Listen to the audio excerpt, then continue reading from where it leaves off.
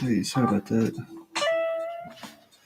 Um, just wanted to say a few more things about Chronicles and Kings real quick. I wasn't sure.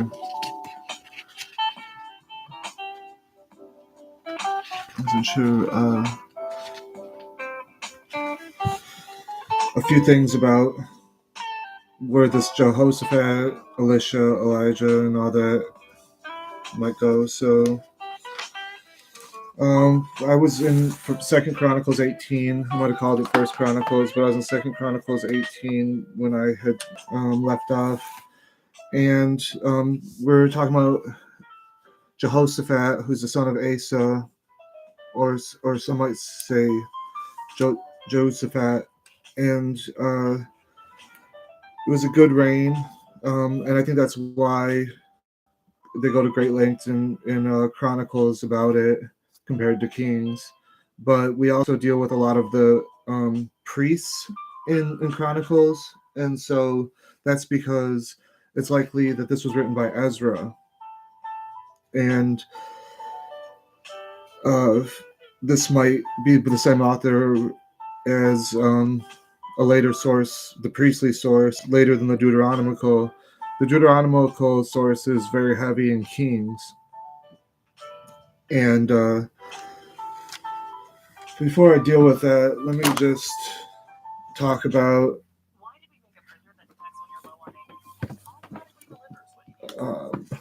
what's it called?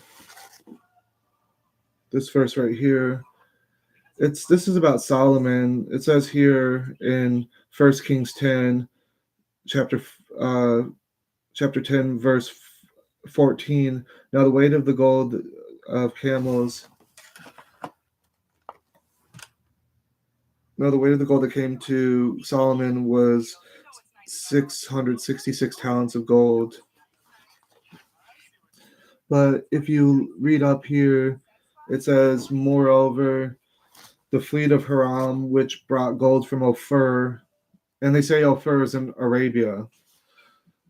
So this fleet of Hiram being in Lebanon, in Tyre or Tyre, it's whom this kind of motif, Ezekiel 28 might reference, and was reading there, and maybe Isaiah 23 or thereabouts, and so this guy in Lebanon, who some might say that Solomon had was able to sail to even the United States, that geography, whatever it was called, Turtle Island or anything. And this wasn't true in the days of Jehoshaphat. And true to form, they may, sorry, this isn't a good angle. And true to form, it would seem the later redactor would not try to limit things and cut things out, but instead add things, especially something like sacrosanct as First Kings. And so because the interpreter wanted to tell you about the limitations of Jehoshaphat, they would have to go into his later reign after Ahab and things. And that would be when he made a deal with the devil, so to speak. And he had been in an alliance with Ahaziah, the king of Israel. And because even though Ahab was a wicked king, somehow, and Joseph did make an alliance with him, somehow the alliance, after meeting Jehu, between Ahaziah was too far. And they do this a lot, such as when the rabbinical source in the Babylonian Talmud would say that the reason why there were still idols for Hezekiah to destroy after the reigns of Asa and Jehoshaphat, and maybe Asherahs and sacred poles or something, was that during these reigns they were destructed and put away in a hiding place so that Hezekiah would be able to destroy these things. And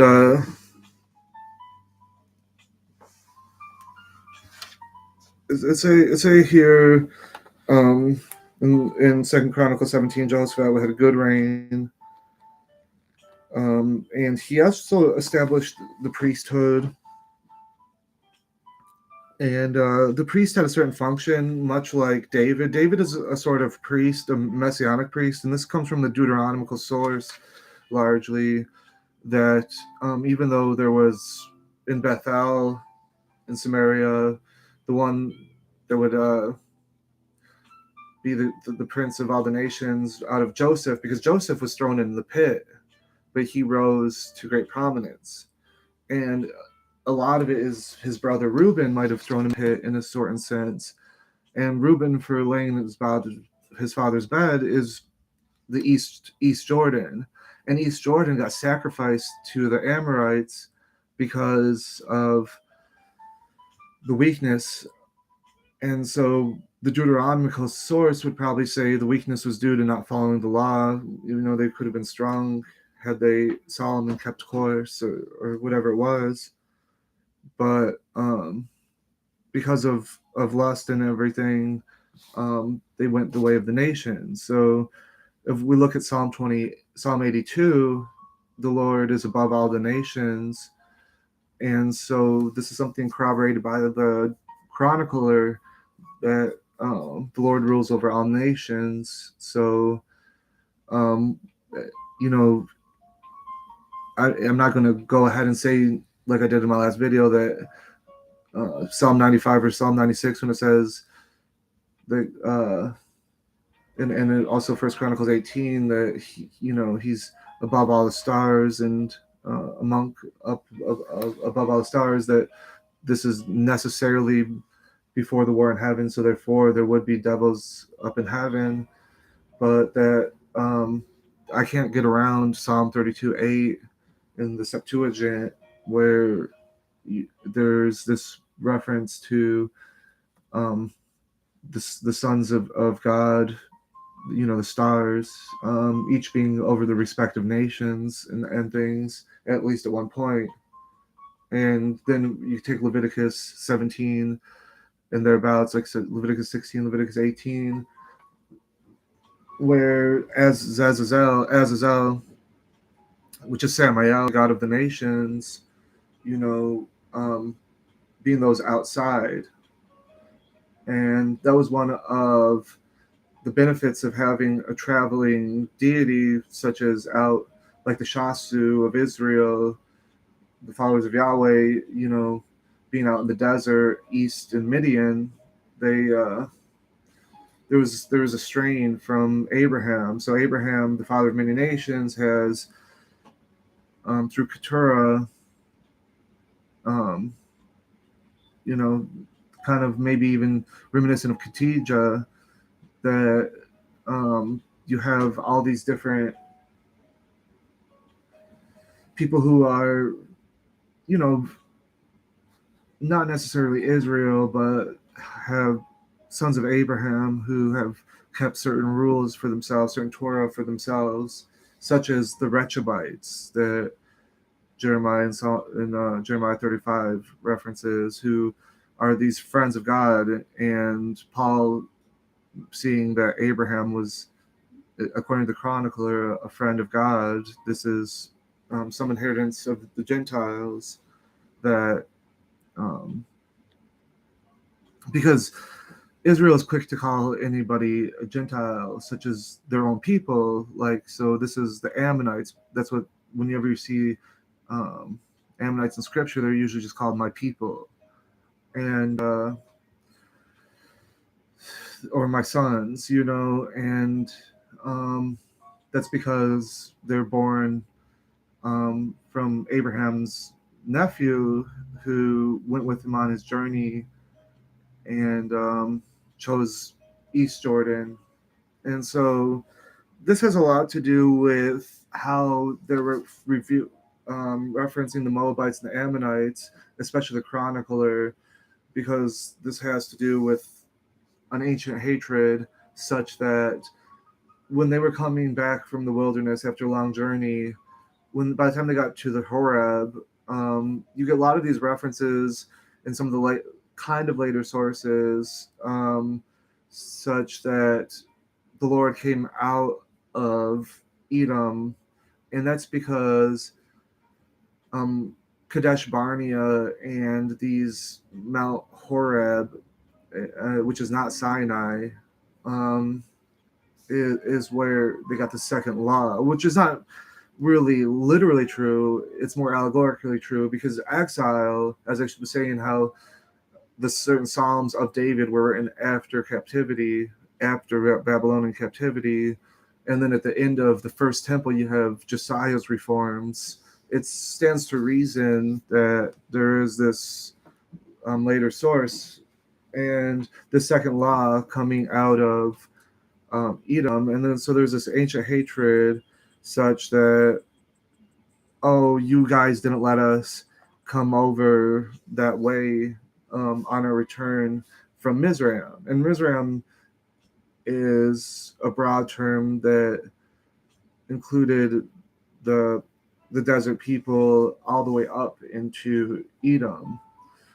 And it's there that they have this part of history of a wandering people, the original people, um, who I will call the Shasu, uh, after having gone from Babylon all the way down to Egypt, which I will call the Hyksos, you have this time before the Babylonians, who were very influential, that the Syrians never made it all the way into Egypt, but the Babylonians did, and especially the Achaemenids did make it all the way into Egypt and take over um, even the capitals, like of the Egyptians, and not just the desert area between. So after Babylonian uh, exile, the wilderness area, you know, between Babylon and Jerusalem could be easily exploited and unified by an opportunist such as Herod the Great, and especially his father Antipater. And the legend goes that he was part of this captivity into Babylon. And being Idumean, he's very much the story of the Jewish angle compared to the Samaritan angle. The Samaritan angle being of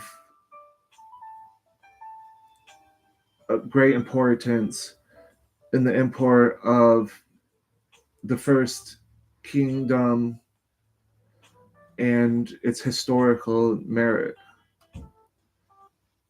The Deuteronomist, the Judaic, is Second Temple, and those must be distinguished, so much so that that's what a lot of the books of Chronicles and almost all of the books about this division between Judea and Samaria. But the chronicler will really emphasize how the Judahites went above and beyond in the first temple to try to show that they're the same people, and they should get along, but it was more their idolatry which drew them apart. And so it's not just about all Israel is Israel, not all Israel is Israel. It's that there was like these certain priests that, according to the Deuteronomist, had lost their inheritance, such as the sons of Eli. And then we have this story of Samuel, who can appoint a person like David who does a priestly role. Because if you look at what David had his priests do, they were to give benedictions and psalms and oracles and things like this. And oracles not meaning prophecy, because a lot of the psalms were written after captivity.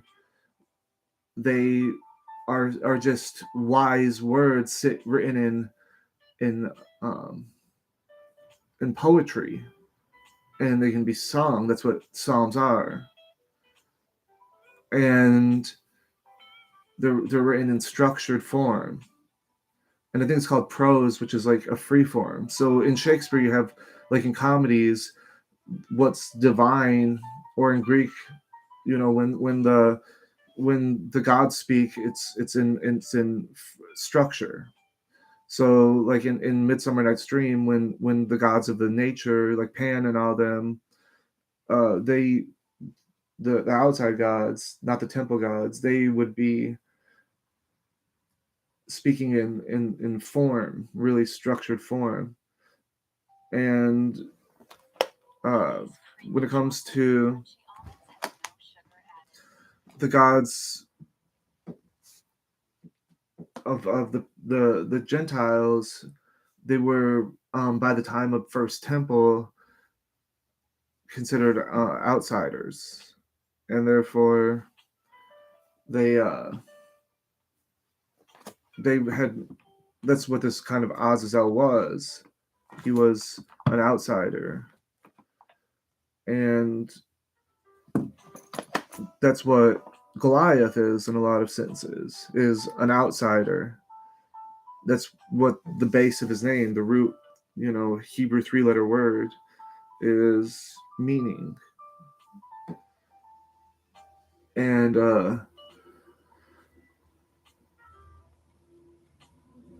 that's because it was a very scary time under the Syrians. The walls were your only line of protection for any capital, whether rebellious against the hegemony of the dominant empire or against raiders or anything. Even thousands of years later, I mean,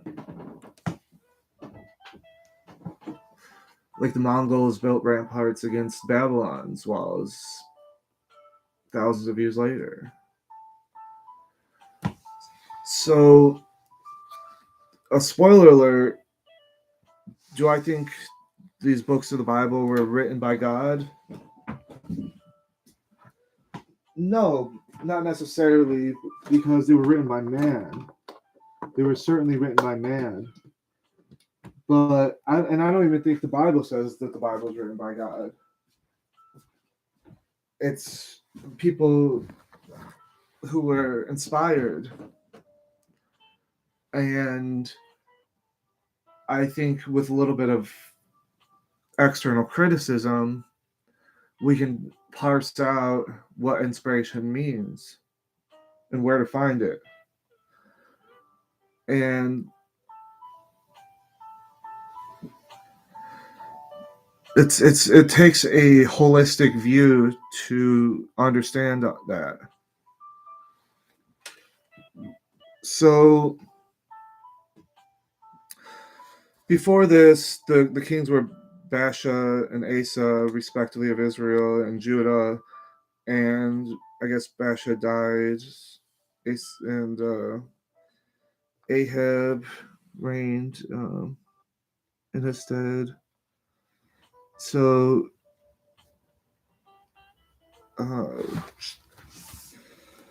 Jehoshaphat, according to Chronicles, we start here in 17, and he's got a whole chapter talking about his works, and then it goes to 18.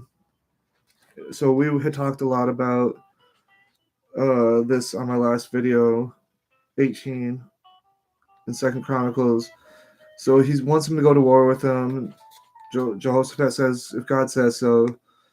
And all the prophets were well wishers, except for Micaiah, who was telling him the truth. And the truth is kind of doom and gloom. And so you have Zedekiah, the son of Canaan, basically. Zedekiah, the son of Canaan, made him horns of iron. So this was one of the lying kings, kind of like Job wants to tell the king that it's all going to be good, bad for his enemies and stuff like that. And this is going to be crucial in my discussion of the meaning of the New Testament. And it's because, just like with Judah, he sold his brother into unto the Ishmaelites and the Midianites. Well, the pit you dig, you yourself fall into. And this is going to come into play here. And it says, will you go with me to the our Armenians are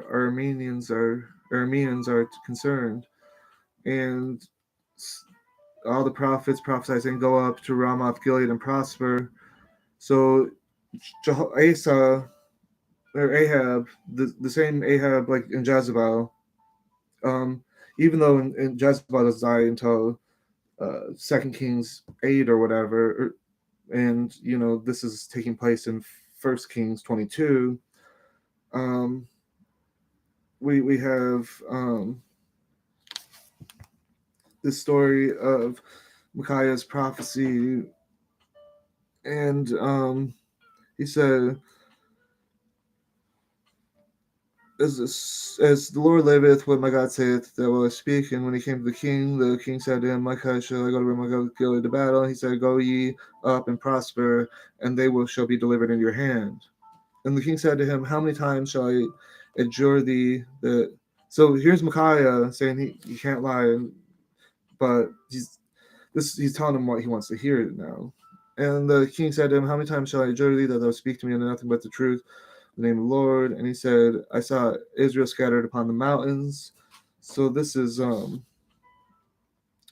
good. This is like the scapegoat, And so this is why Ezra took it upon himself in chronicling these things, that he's hey, how's it going, my brother?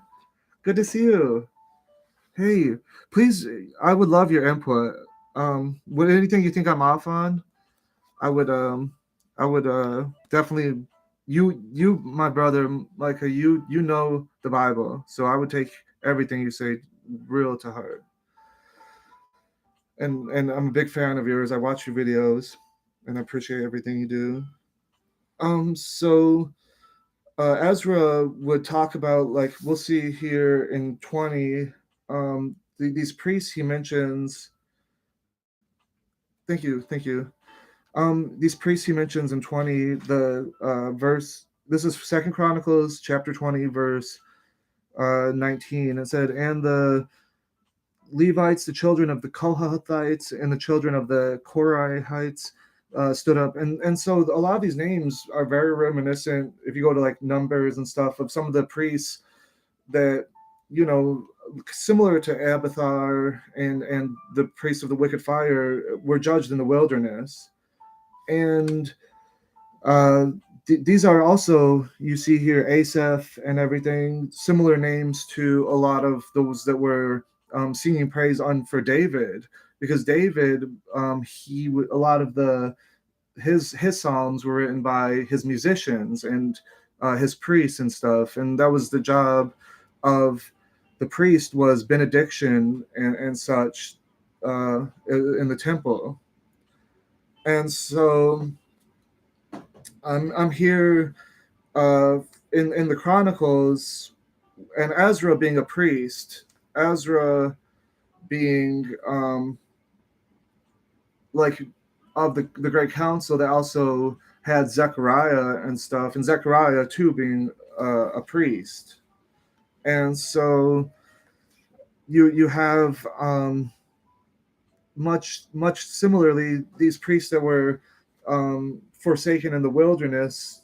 You want to show a continual line that there's still survivors. They had their children, and all is not lost, which is a little bit of a different perspective than the Deuteronomist, who um, of the more believed more in um, the restoration when the blessings could endure, and the blessings endure when, as Zechariah and Ezekiel mean, when they remember uh, the law, and the law would be remembered in captivity.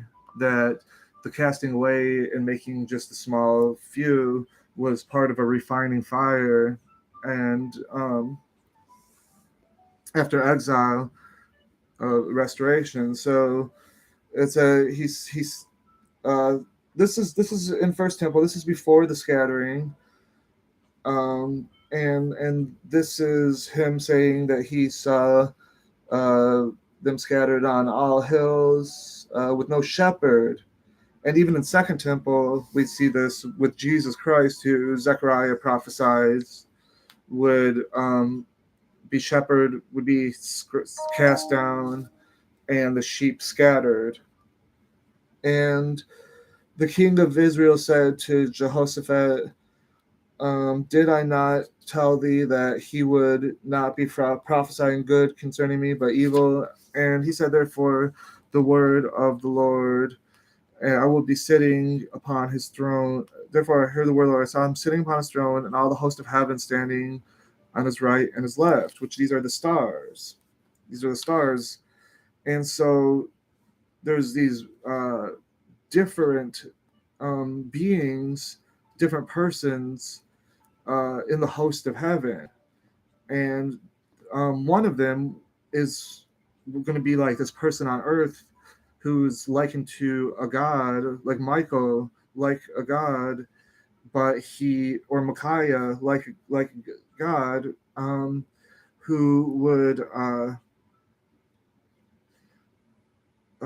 be basically the Lord on earth, as Zechariah said. And he would, as in Numbers says in chapter 24, according to Balaam, would crush all the inhabitants of earth to rule. And so it says here, who will entice Ahab, king of Israel, that he may fall at Ramoth Gilead. So the Lord wants for this Ahab. Um, so uh, Jehu is the one who destroyed Jezebel, and he also destroyed the king's sons, and the king's sons were the sons of Ahab. And what good it did, I don't know, because the next king was wicked too. But I think in the Court of Kings, they do say there was a brief period where things were a little better. Maybe, I don't know. I'm want of a name of a king of Israel that was good. I can think of a few. I mean, they all did the sins of Jeroboam, the sons of Rehoboth, or whatever. Solomon's line, I think, was you got Josiah and Hezekiah and Asa and a few other good ones. And so you have him saying, so he got this vision where he saw that the Lord's plan was to smite smite what's his face, Ahab. But if you read it in the story, he's slain in battle. So it was done through the hands of men. So I'm not denying that we wrestle against principalities. It was obviously a principality that put Ahab in. That's the whole point of this narrative.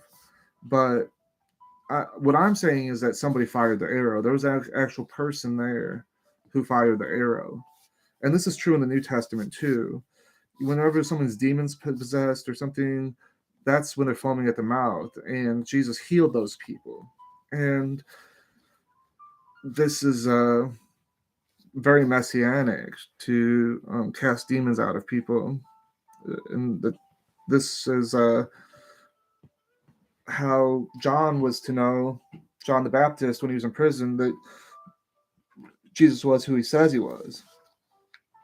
And John the Baptist, if everyone outside the temple is sacrificing unto demons, either John was going without sacrifice and therefore having to live perfectly as best he could, or because of whatever disenfranchisement his family had suffered, that he was, maybe even his father assassinated, maybe his son, his father was Zechariah, son of Berechiah, in a sense, that even if his father was slain doing his work, like Oscar, who's that, I don't know. There's a liberation theology guy, Oscar Romero or something, who was killed like while presiding over a mass or something. And so you have this John the Baptist who's outside the temple and still, even with the Dead Sea Scroll community, I don't think they're the same people as John the Baptist. But if there's the scenes, and even if those are the same people, you have this proto rabbinicalism that rabbinicalism coming after the destruction of the temple and coming from a source this that is much in line with diasporis, not in the dwelling in the Jerusalem or whatever. And this Deuteronomical source. Let me get back on track. So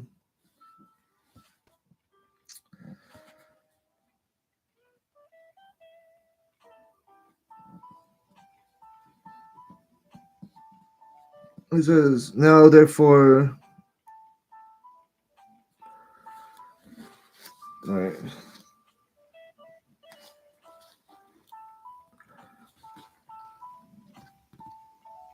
So it says here, and there came forth the Spirit and stood before the Lord and said, I will entice him. So this is a spirit.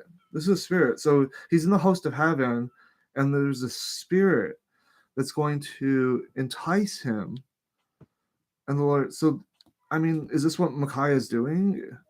He's saying it's a good idea. So basically, even Rehoboam, or not Rehoboam, but excuse me, that even Jehoshaphat would be in this in concert here. And so this esteemed Jehoshaphat, he sacrificed to throw a big party for Jehoshaphat, and the Spirit said, I will go forth and put a lying spirit in the mouth of all his prophets. So all these well-wishers, it was God's will, and that's how a lot of it goes. When even Jerusalem was destroyed, it was God's will. And when the priests and Reuben and everybody were put underground, this was God's will, and that's how this narrative is told. But the priestly source is coming later and trying to write a lot, not about a messianic age where things changed, like such as the story of Elijah and Elisha, where there's somebody from way far off who's a man of God that, you know, well, and this is like the story of David too, you know, somebody from the wilderness, you know, a very wise person. This is like Herod, you know, oh, I understand Media and I understand the deserts, and I can join the Nabateans and the Hebrews and everybody together, you know. And so he say, and he was said, I will go forth and put a lying spirit. And this is like not good, because the lying spirit, or like a lying word, was Jezebel's scheme to deprive Naboth of his vineyard. She put in the mouth of two witnesses a testimony of falsehood, and it says, he's he shall go entice him, and shall prevail also go forth and do so. Now therefore, behold, the Lord hath put a lying spirit in the mouth of these thy prophets, and the Lord hath spoken evil concerning thee.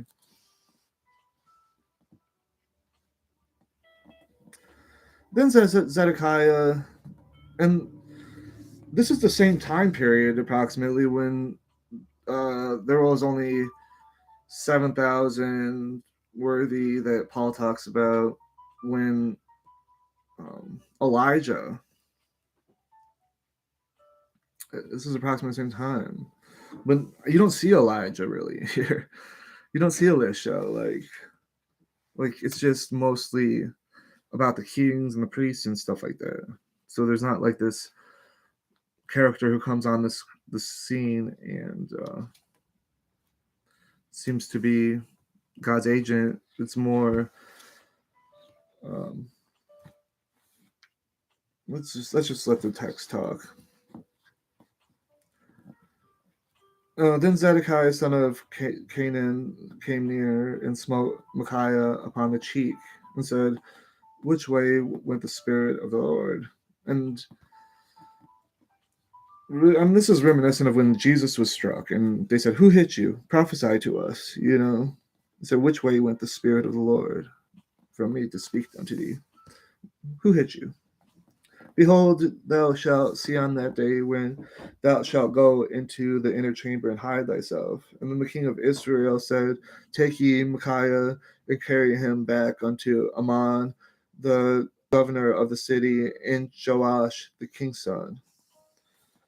And say, thus say the king, put this fellow in the prison and feed him with scant bread and scant water until he returned to peace. And Micaiah said, so this is very much the role of the prophet, and this very much the story of Israel, where the prophets went through all kinds of situations, because everybody believed in eat, drink, and be merry, which Solomon said in Ecclesiastes, you know, because all is in vain. Uh, so yeah, it's easy for him to say when you're living lavish, but you know, like when you're under siege, you're gonna want those sheep, you know, instead of having already ate them already. And thus say the king, put this fellow in the prison and feed him. The king of Israel, Jehoshaphat, the king of Judah, went up into Ramoth Gilead, and the king of Israel said unto Jehoshaphat, I will disguise myself. So, hey, he's going to tell the king of Judah that he's going to have him still dressed like the king, and he's going to disguise himself as a regular guy, which is very going to be pretty detrimental to the king of Judah, in my assessment, because they're going to think that he's the king. So it says, and then they went into battle. Now the king of Aram had commanded the captains of his chariots, saying, fight neither with small or great, and save only the king of Israel. So that was their goal. The If they could assassinate the king, then that will stop a lot of their problems, in their opinion. And it came to pass when the captains of chariots saw Jehoshaphat, they said, "It is the king of Israel." Therefore, they turned about to fight against him. But Jehoshaphat cried out, and the Lord helped him. So this is reminiscent of those kings that were favorable to God, like Hezekiah. As Isaiah said, he had, called out to God and was delivered.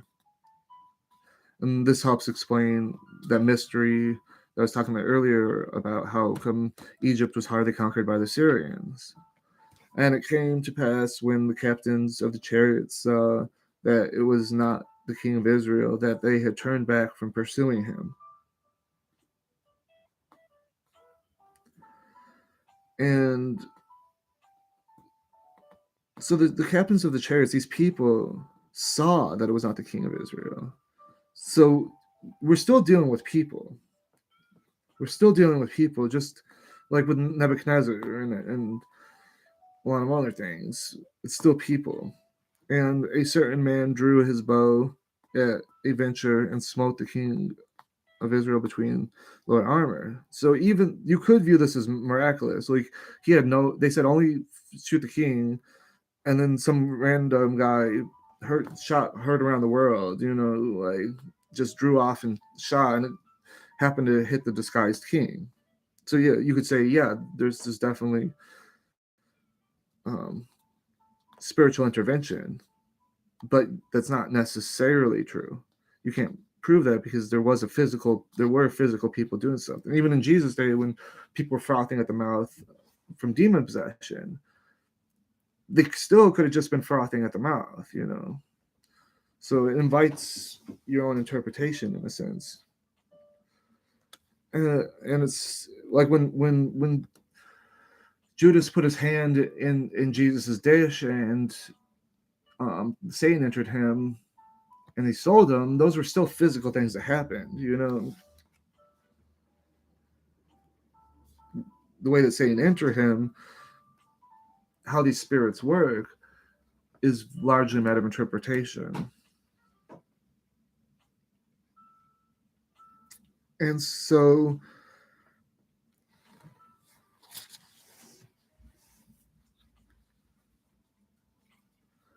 that's how he died.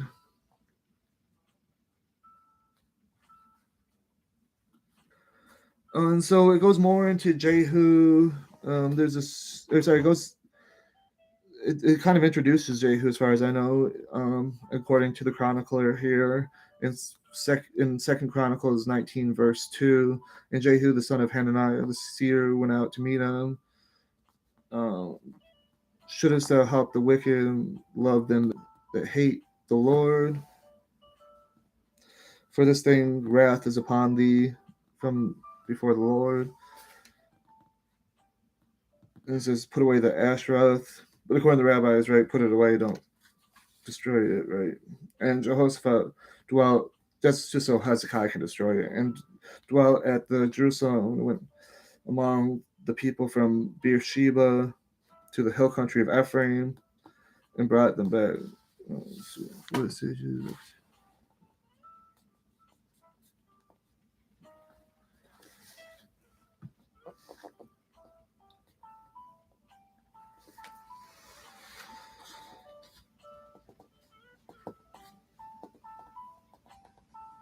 So he's here in 19 establishing all these priests.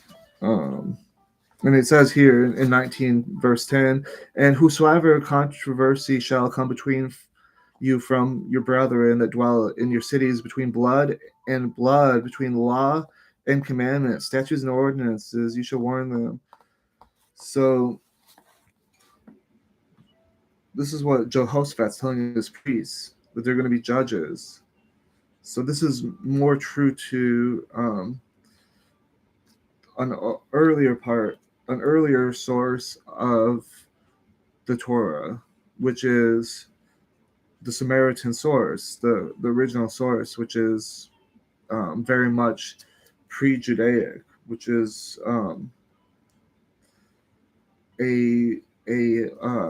temple nexus, where the priest and everything is very important.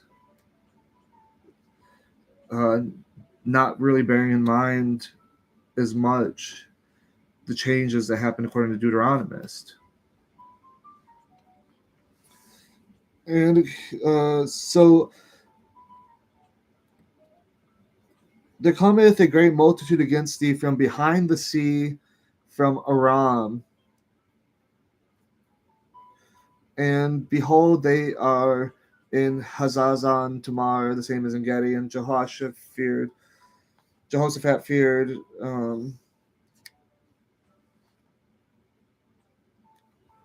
He want to seek the Lord and proclaim to fast, as they do. And I think Hezekiah performed a fast before the invasion. And he said, if evil come upon us and the sword of judgment, pestilence, and famine, we will stand before this house and before thee. For thy name is this house. Cry unto thee in affliction. Thou wilt hear this and save. And now behold the children of Ammon and Moab and Mount Seir. But it's not really and Mount Seir, right? They're not going to blame Mount Seir because, as far as I know, they haven't even rebelled by this point, because it says in First Kings 22 that Edom didn't even have their own king. That's how great. That's kind of a reference point to when, according to Deuteronomist, things are going good for Israel. They're doing God's will. Is that Edom is a possession, and Edom is kind of a reference to mankind in general. And so and that's why Ezra in chapter 9 and Nehemiah 13, they don't mention the Moabites. Sorry, they don't mention the Edomites, and why there's this distinction even in Torah where Edomite can be joined in, but a Moabite can't. And it's clear they were joined in, as evident of Herod and things like that. And I mean, we can just look at history to see who the zealots were controlling the temple and everything. And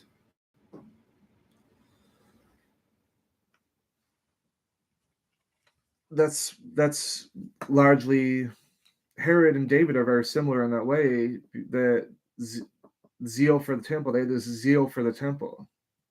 And Jesus, being, as he said, salvation is from the Jews, he also zeal had eaten him up, meaning consumed him, took his life away. And it says, so when they say Ammon and Moab, these are geographical places. And when they talk about Mount Seir, this is especially a geographical place. This is the direction they even come from. It's not even talking about the Idumeans. It's talking about where they come from, these Moabites and Ammonites who are attacking them,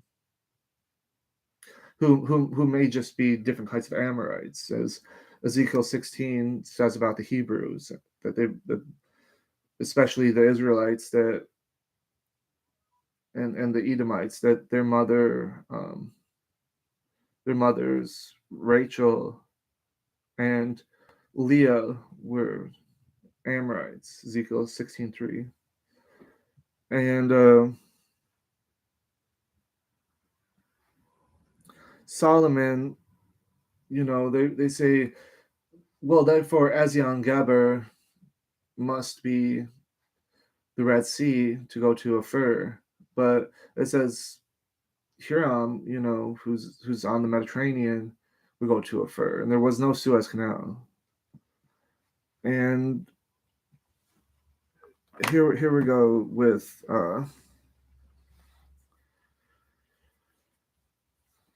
Jehoshaphat's instructions to the Levites. Very important for the chronicler, being a Levite. Even the most important prophet of the Second Temple is Zechariah. Malachias, like Malachi, like they were that they were priests, Levites, and it says here that didst thou, O God, drive out the inhabitants of the land before the people of Israel, gave the seed to Abraham thy friend forever. And it's a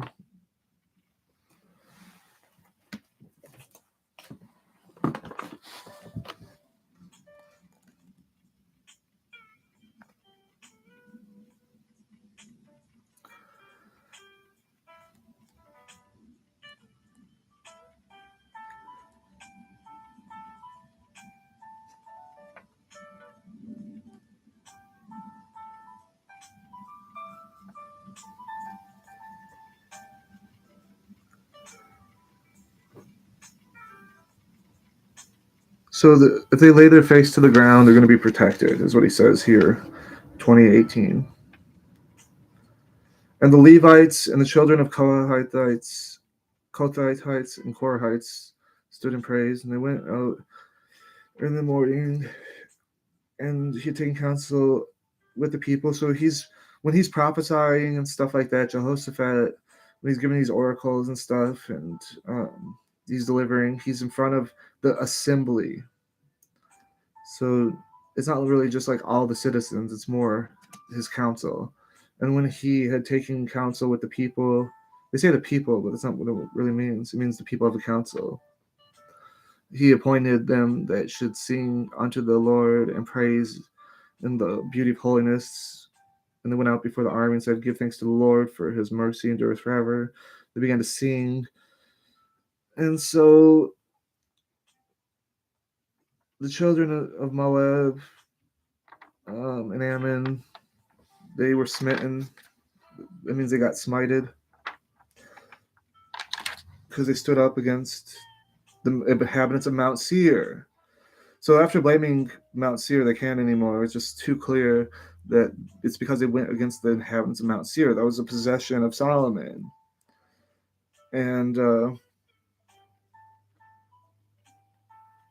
maybe I don't think it's as far as the Red Sea, but nonetheless, I think it's basically Judah. If you think about Judah, you'll know what Mount Seir is in that area, the desert of Judah. When Judah came to the watchtower of the wilderness, they looked up upon the multitude. Behold, they were the dead bodies fallen to the earth, and there was none that escaped. When Jehoshaphat and his people came to take spoil of them, they found among them in abundance both riches and dead bodies and precious jewels, and they stripped them off for themselves, more than they could carry away. And they were 3 days in taking such spoil, it was so much.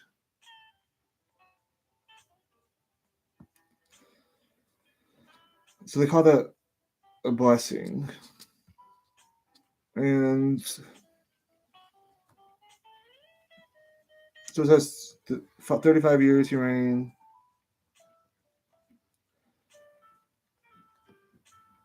There's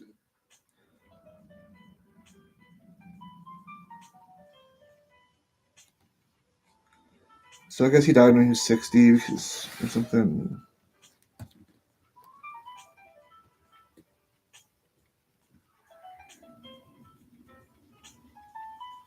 The rest of the words are written in the words of Jehu, son of Hananiah, which is inserted in the book of Kings of Israel, whatever that means. We see Jehu in the book of Kings. That's not what that means. I'm not sure what Ezra's doing. And after he did Jehoshaphat, king Judah joined himself with Ahaziah, king of Israel. So they're saying, and he joined with himself to make ships to go to Tarshish. Tarshish is on the Mediterranean, and he made the ships in Ezion Geber. So how do you make ships before the Suez Canal in the Red Sea that are supposed to go to Tarshish? It doesn't make any sense if Tarshish is supposed to be Spain. And how do you get monkeys from Tarshish? And it doesn't make any sense. Maybe there were some Spanish monkeys. I don't know. I really don't.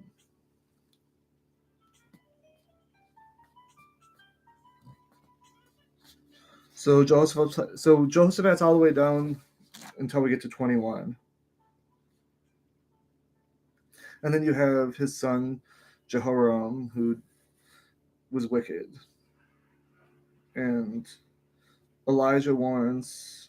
So here's Elijah. This is all we see of Elijah is in 21. This is when Edom finally revolts. So Edom was still a possession back then. So in the Old Testament, when it says, like in Genesis, you shall possess Edom, that's something that happened already. That's like you shall serve your brother. It's talking about this when Edom was a possession.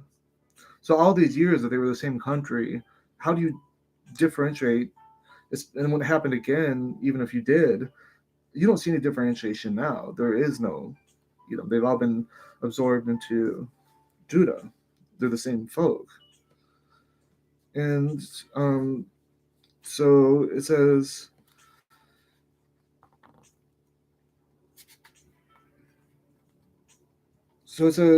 like the house of Ahab made Israel go astray, the house of slaying the brethren of the father's house. Behold, the Lord will smite thee with a great plague. This is about it. I really don't know. And then you have Jehu executing the house of Ahab in 22. And it seems rather uneventful. They just kind of jump, a little bit of Elijah in 21 and then a little bit of Jehu in 22.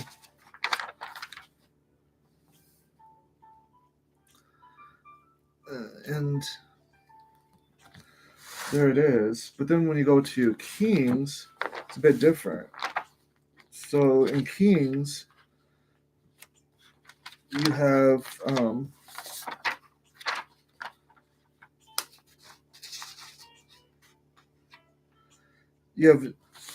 First Kings 16. You have Jehu prophesying against Baasha in the days of Asa. Then you have Elah, Zimri, Omri, and then Ahab. 17, Elijah is fed with the ravens and sent to the widow, restores the life of his widow's son. Then Elijah sent to Ahab. I don't remember that. In Chronicles, we just read it. Wasn't Elijah's meeting with Jehoshaphat after the death of Ahab?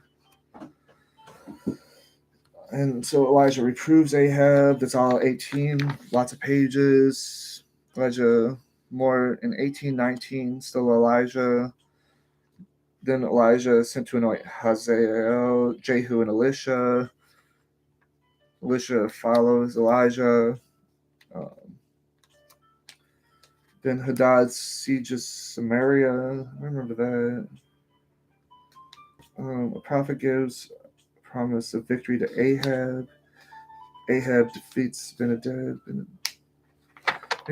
Maybe we haven't got to where it was. Ahab defeats Ben-Hadad again. So we did have Elijah and Jehoshaphat. So we have that through 20, Naboth refuses to give Ahab his vineyard. Jezebel's plot against Naboth, 21. Elijah pronounces judgment against Ahab and Jezebel.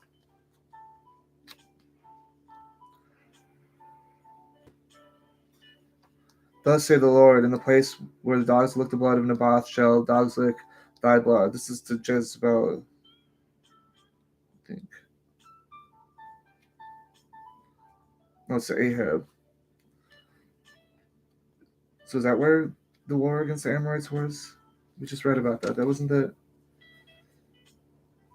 Ramoth Gilead. And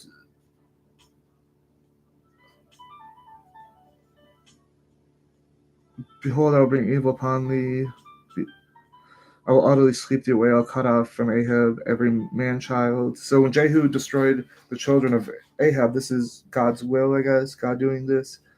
And him that shut up, and him that left the large in Israel, and I will make the house of it like the house of Jeroboam, the son of Nebat, and like the house of Baasha, the son of Ahijah, for the provocation wherewith thou hast provoked me, thou hast made Israel to sin. And of Jezebel also spoke the dog show. So that was about Elijah. Not Elijah, Ahab.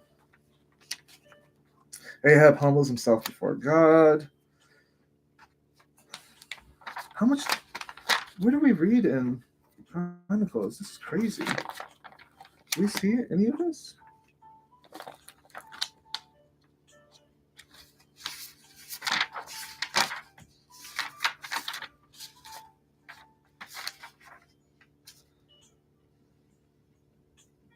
No, it goes Asa's death, and then Jehoshaphat, Ahab's false prophets. I don't know. This is crazy. All right, so then here's where they lap up. Ahab and Jehoshaphat are allies. We have 22 is the same, so I can see that. But then Ahab dies. Okay, we're saying. So Chronicles just goes right into here from Asa. All the stuff before that didn't happen. Isaiah in the story, it's not that it didn't happen, but you know what I mean.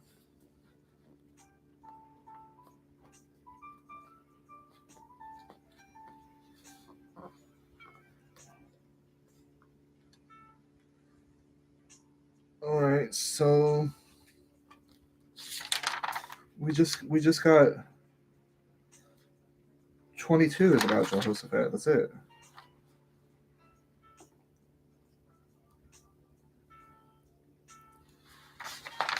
And then it goes on to Second Kings. We have Elijah prophesies the death of Ahaziah, and Ahaziah learns the prophecy of Elijah. Elijah twice brings down fire from heaven. This is what the disciples say, I think, in Luke 9. Shall we bring down fire upon them? And the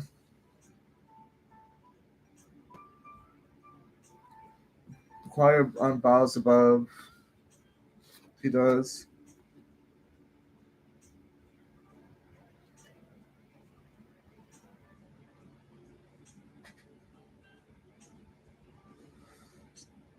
So Jehoram, choir on the boughs above. Then you have Elijah and Elisha travel together. Elijah is taken into heaven. Elisha divides Jordan. 50 men seek vainly for Elijah. Long chapter 2. 2 Kings 2 is long. Elisha purifies the unwholesome water. Bears attack the children who mock Elisha. Jehoram's reign.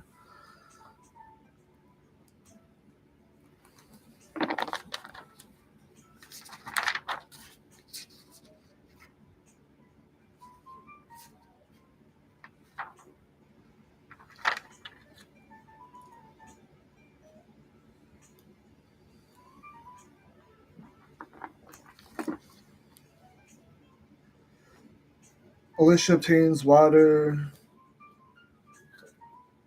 Elisha's widow multiplies the widow's oil. Elisha promises son to the Shunammite.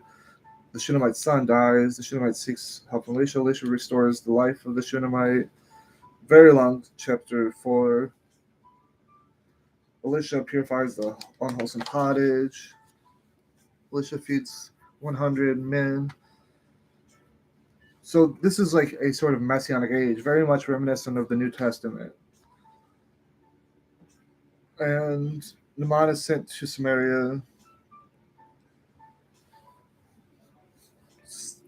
So we have the commander of the Aram, Naaman. He's being sent basically to Elisha, because there's a man there, and that can help him. So then you have chapter 6. Elisha causes an iron axe head to float. It's all these miracles, I guess. The sight restored to the army of Aram, so they're still running around.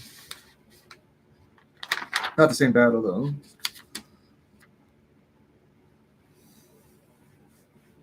Elisha's prophecy of incredible plenty. The prophecy is fulfilled. This is chapter 7. Chapter 8.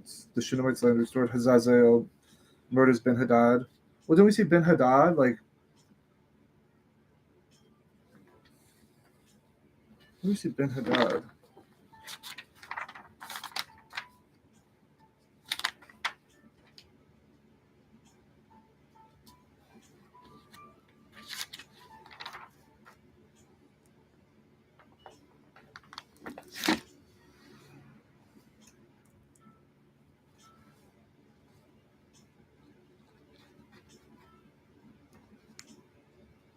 Edom revolts. Chapter 8. Jehu anointed king of Israel. 9. So 2 Kings 9. Jehu goes to Jezreel. Ahaziah is slain. Jezebel slain. That's 9. Ahab's children. 10. Jehu slays 42 Ahaziah's brethren.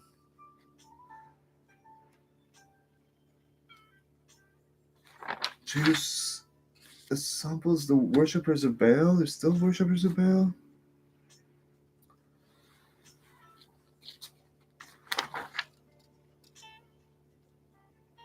So you still got Elisha here in 13. So many pages ago? What's all those pages now?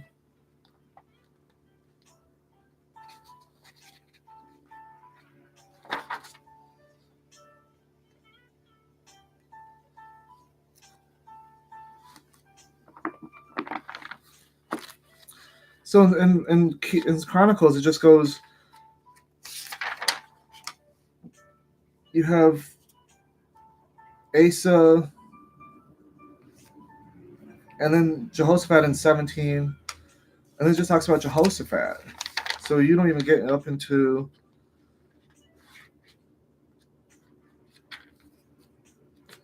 You're just on Jehoshaphat until for a few chapters, and then you got all of a sudden on a couple pages I'll have all of Elijah and Jehu on like 2 pages. That's it.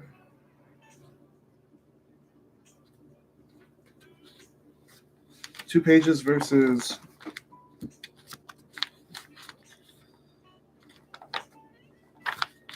20 some odd pages. But then you got what dealt with in Kings, just 1 page about Jehoshaphat. As many chapters of Chronicles. So it's very different.